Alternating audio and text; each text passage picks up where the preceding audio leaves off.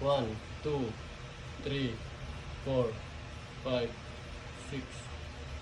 6. So ito man, take note nyo to, LG to siya na walang display, ano lang, lead lang. So yun yung error code niya. So isi-share ko sa inyo men, siyempre andito tayo para mag-share. Ito, ayan yung mga error code list. Ibig sabihin po, open or short circuit yung evaporator sensor. Yan po yung una-una nang i-check men. Baka magtaka kayo men, ayun 1, 2, di ba? Nagpa-flash din yung timer bago mag-flash yung bottom power na light niya ng 6 na beses.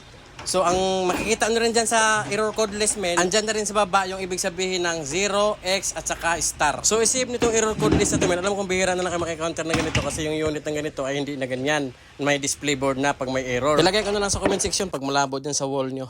Ano nangyari? Palawangs na. Open yung breaker.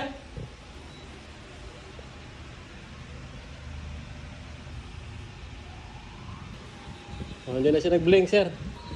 Ayun, gumana na yung outdoor agad, oh. Lamig na, oh. Ayan, oh. Ganda na outdoor, oh. Tapos sabihin, sir, na saklit lang, ha. Mabayad na, oh, sir. Ayan, gumana na. Balik na natin. Saklit lang, sir, eh. Ang bayad doon yung talent, yung talento. Hindi yung bilis. Ha? Kasi kung walang talent, hindi magagawa.